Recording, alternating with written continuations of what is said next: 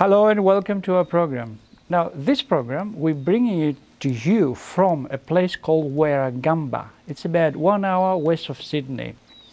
Now, where I'm standing here behind me, this is actually a tap. Remember when I said to you in the previous program that everything in Australia is huge? It's big. Remember the trains, the trucks, the farming equipment.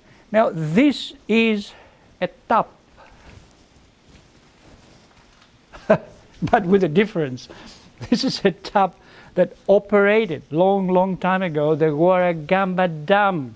Yes, 4 of these machines. This is actually a valve. It's called the Lerner-Johnson needle valve. Yes, and it was actually a tap to turn on and off the water from the dam. Anyway, we're at this engineering marvel called the Warragamba Dam. This is why I love Australia. I told you everything is big. Look at that. It's amazing, isn't it? Look at it. Wow.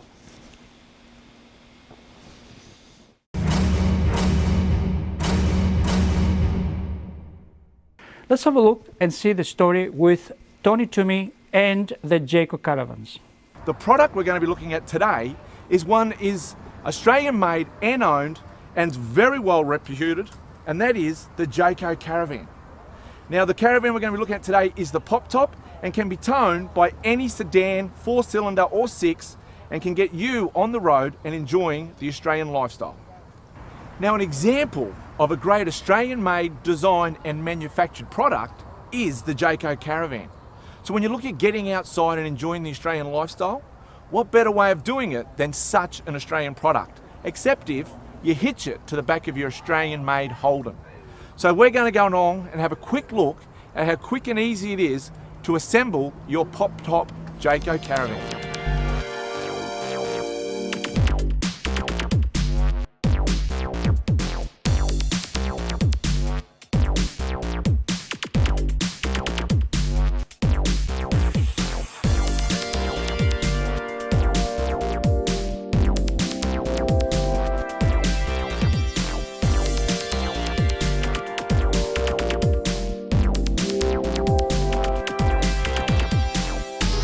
Now that's how simple it is to set up your Jayco pop top. But if you're looking for something bigger, something a bit more exclusive, they have an amazing range of caravans and motorhomes. So there is something for everybody. We're also going to be looking at the factory, how the production line works, and how Aussies putting their shoulder to the wheel can bring about such amazing products. We're also going to be having a looking at the fabulous trucks that are made here in Australia, and that is the Kenworth line. The Kenworth trucks are doing an amazing job day in, day out, getting produce, livestock, road trains, resources, all kinds of products across this wide brown land we know as Australia. And they're doing it with a great style. Another product we're going to be looking at is an Australian leading the way in ingenuity, and that is with the Toyota Camry hybrid. Now, what is hybrid, you ask? Well, you'll have to tune in to get a whole lot more on that, because that's a vehicle that we're going to be showing you that is putting Australia on a world stage and leading the way with that technology. So rest assured, guys, if you're enjoying the Australian lifestyle, the outdoor as we get to know it, well, this segment is going to bring a lot of interesting stories to you. So I look forward to seeing you over the coming weeks and months and showing you the great plethora of Australian products. Our next stop here at Warragamba, it's another amazing place, another engineering marvel. According to me, of course, because I really love this place. I really adore it. And we brought you some footage last week. It's the actual place where they bring the telegraph poles, like this one here. This is actually a telegraph pole.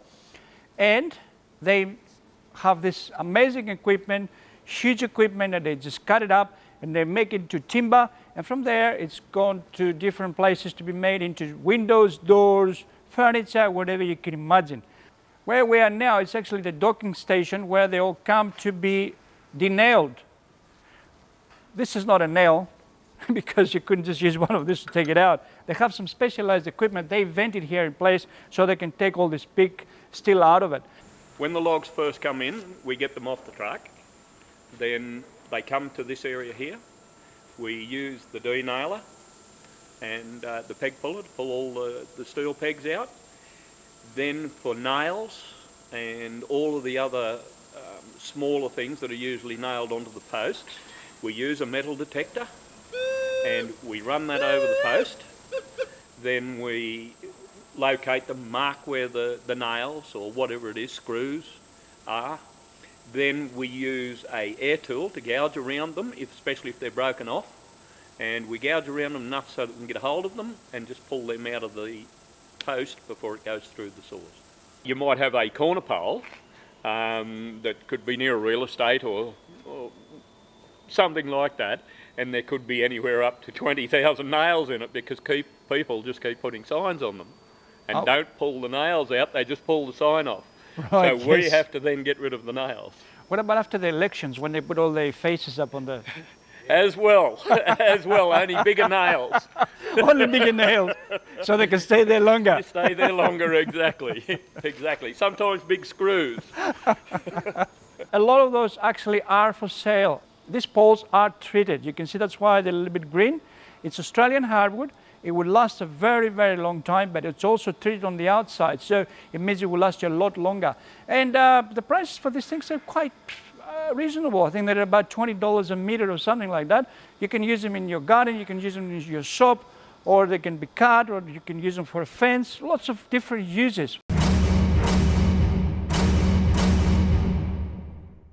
Our next story is the Makeoverists. Now, we make over cars, motorbikes, boats, houses, whatever. Well, I'm here to tell you a story about a legend. During World War II, the US Army realised the need for a rugged, reliable off-road vehicle. The legend called Jeep was born. We asked a Greek and an Italian what they called an off-road vehicle in their country, and this is what they said. In my country, in Italy, all the off-road we call Jeep. In Greece, every off-road vehicle, we call it a Jeep. But what do people think of the Jeep today? These ones are a problem car, but they can be fixed, but they cost a lot of money. Sometimes they can cost more money than the car is actually worth when they go old. They don't sound very impressed with the legend. Well, we decided to do some research on the internet and we found some amazing comparisons.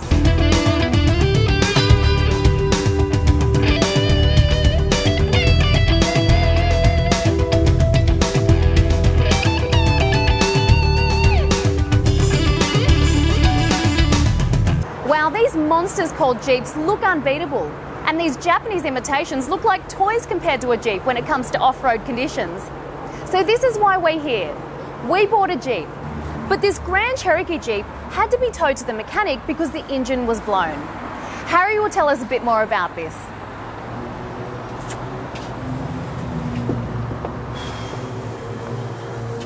Well, it seems that the legend doesn't have a very good reputation today, and the imitations are giving it a really hard time. And that's what we're here for. We are going to find a solution to make things right for the legend, for the Jeep. We wanted an off-road vehicle to perform very well on on-road and off-road conditions. So, we bought a Jeep. We bought the legend. We bought this Jeep from eBay. But this Jeep has a cylinder head blown off, which is a very common problem with these particular engines. The problem was that parts or another engines were very, very expensive, or they're quite expensive. So what we did, we bought another Jeep. This one, we bought it from Grays Online. So the next thing was to ask our team and give us their opinion and tell us which Jeep they think we should fix. The one with the blown engine from the country, or the one from Grays Online, that it was nothing wrong with it. Well, the oil is pretty clean. This is a very good engine. It starts well. I think the compression is very good. Mechanically, I think it's good. Everything seems to be working on it. And it's clean. There's not many oil leaks, apart from a little bit on the gearbox underneath I noticed before. The rear suspension may be on the crossbar on top with a sway move. This car is not bad to put back on the road if one wishes to do so. Well, it looks like that in this Jeep, the roof lining is gone. And this door trimming here doesn't look too good either. It seems like it's falling off. But the most important thing is to look under the belly. Let's have a look. Well, the ball joints have gone. Plus, the suspension doesn't look too good either. Well, I can tell you that this Jeep has gone through probably the Second World War and the Vietnam War combined. Even these thick plates under the body are all very badly bent by probably hitting some rocks. So this Jeep here had a very, very hard life. Now let's have a look at this Jeep here, but this one here, let's remember that it had a very good life being a farmer's car. This Jeep came from somewhere near Canberra and was well maintained and almost never been in extreme off-road conditions. Now, as far as the underbody is concerned, looks in excellent condition and there's hardly any scratches to be seen. Well, other some minor cosmetic work, this Jeep had a very, very good life. Well, the reason why their engine was overheated, it's only because the car was sold on and they stopped the maintenance. And that's why it got overheated, and that's why it blown a head cylinder.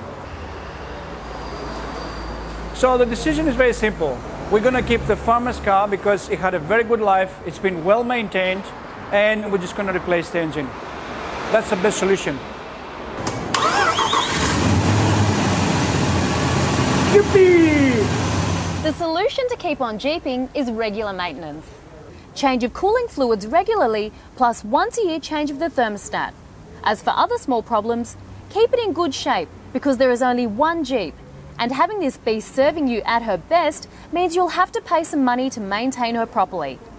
Bill here at Universal Motors will keep your bills down when you come here with your Jeep. It's all worth it. After all, you're driving a legend. This is a Jeep. Everything else is just a cheap imitation. For me, being in a place like this, it's like being in paradise, the Garden of Eden. But the thing is, we don't have real trees in the Garden of Eden, but timber recycled from telegraph poles. You see why I love it? This is all recycled material, every single bit of it. We didn't cut one single tree to produce this. That's why I'm excited. I love it. Anyway, we have over there, we got this amazing hardwoods, huge pieces like this. Then we've got timbers for tables and timbers for doors. And here they make floorboards. And you can have a look at everything you wish to have in your house or your business out of these amazing materials. But you know what I like out of all these timbers? The offcuts. Yes. Look at this. You know what? These ones actually, they cut them up and they just put them in firewood and they sell them by the ton. But you know what? These timbers here are the most amazing for me because you can make tables, you can make wall partitions, you can make anything you wish, even benches or anything like that. And that's the one that I prefer. But let's go to our next story. Our next story is about heritage, our maritime heritage, which is very important. Anna Sevo is bringing us a story. Back to almost the beginning of time, timber was precious to seafarers. From Noah's Ark to Homer's Odyssey, the Romans, the Vikings, and even our very own Captain Cook, who sailed into Sydney Harbour some 228 years ago. The crew depended on the wood beneath them and the workmanship of the artisan to keep them safe through treacherous waters and God knows what other dangers they had to face. Timber was the key to man conquering the sea. Timber, such as these great Australian hardwoods that until recently were used extensively in the Australian boat building industry. Sadly though, in the last century, timber has been replaced by steel, fiberglass, and even concrete. Disappointingly, nowadays, many great timber boats are considered too much hard work to maintain and allowed to sink. Their only salvage being to be chopped up and sent by the order of the Maritime Services to the local tip, just like this beautiful fishing trawler. Our Solutioneers first began with sea foam, saving it to only have her life slip between their fingers because of cheap imported bilge water pumps that fail to work when water seep through the joints in the timber. Happily, there is a success story with this historic ferry, the Curlew, and here's Tara to tell us all about it.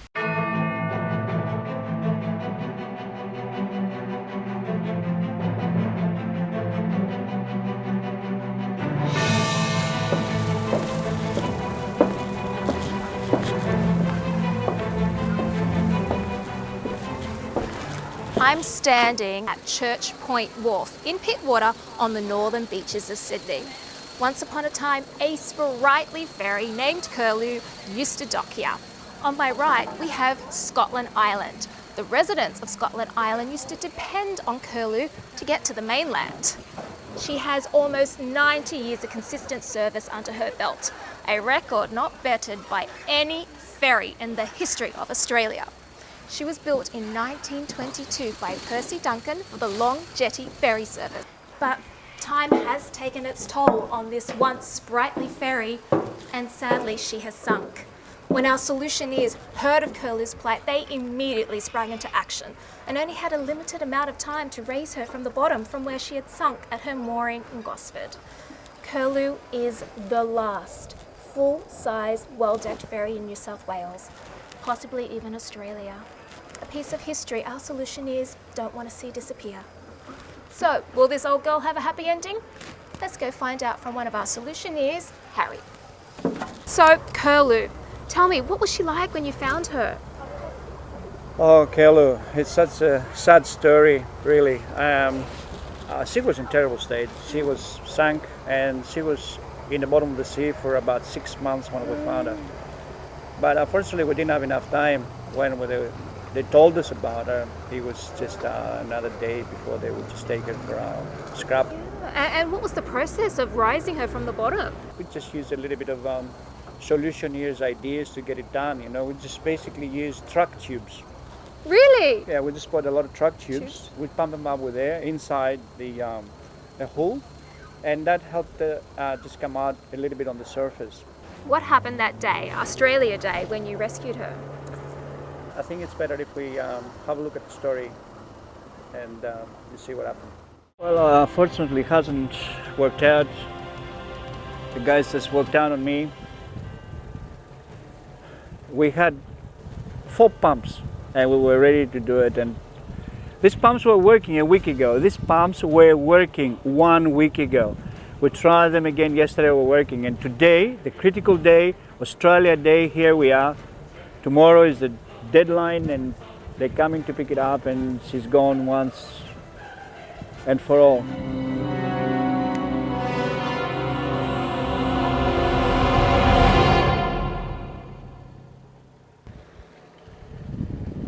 I think I got a good idea.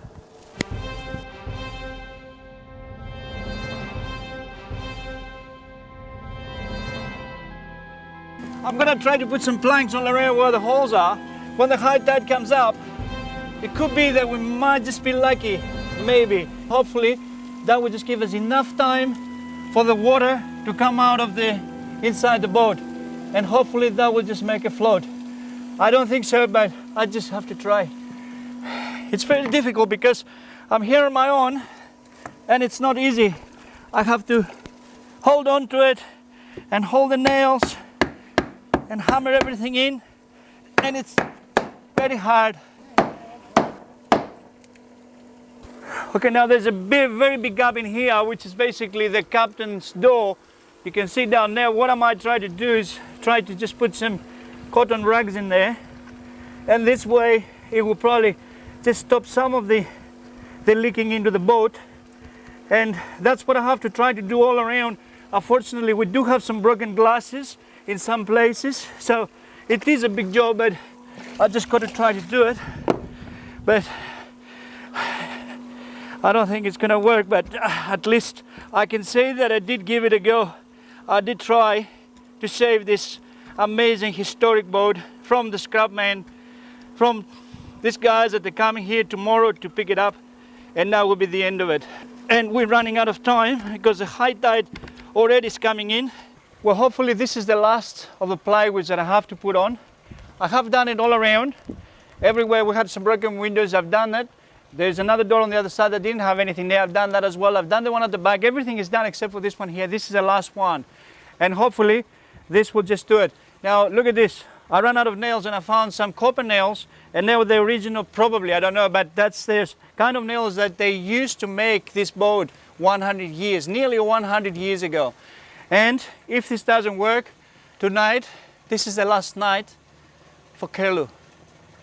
So this one here, I hope it's not the last nail in her coffin.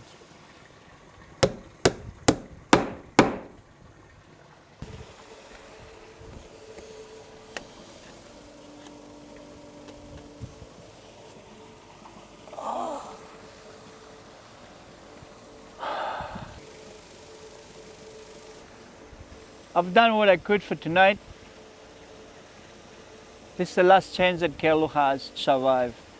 If this doesn't work, tomorrow morning the crane is coming to pick it up to go to the tip. I still hope that what I've done is enough to get her afloat. The high tide is coming in now. It's just a matter of hours now and we'll know what happened. Nothing much more I can do. We'll see in the morning. One thing is for sure, if it does work, Curlew owes me a cert. Our Solutioneers, like all good Aussie battlers, never say die. So stay tuned for more on the Curlew on our next episode.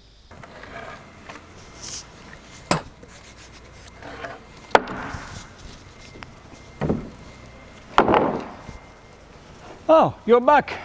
Well, I'm actually quite busy here because I'm looking for some timbers, because on the next program we're going to show you how we can make a table out of weathered hardwood. What's weathered hardwood?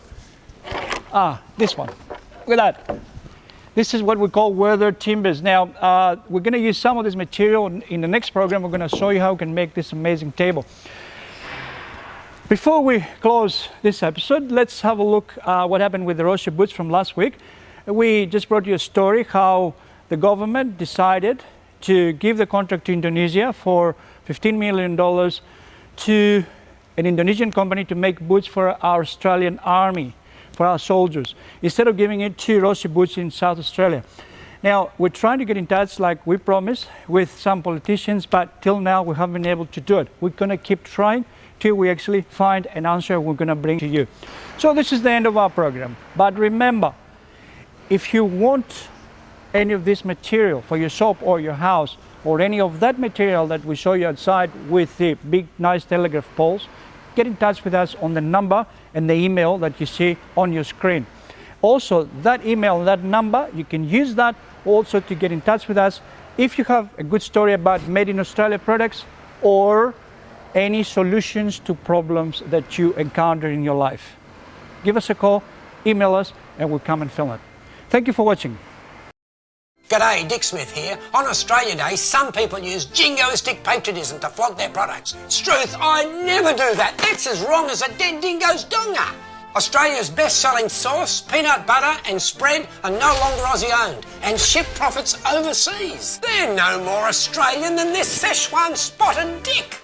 There's only one dick I'll be eating on Australia Day. Chow down on my Aussie nuts, shake my Aussie sauce, spread my Aussie might, eat my yummy bush food cereals, spreads and beetroot. When you buy any Dick Smith food product, you support Aussie farmers on the land. I love Dick. And keep Aussie workers in jobs. I love Dick. And the taste is a beauty. Why else would thousands be trying to get here? I love Mr. Dick's. So don't be a drongo, a yobbo or a darrow. Be patriotic and buy Dick Smith foods this Australia Day and every day to give our kids a future. All Dick Smith Foods profits go to charity.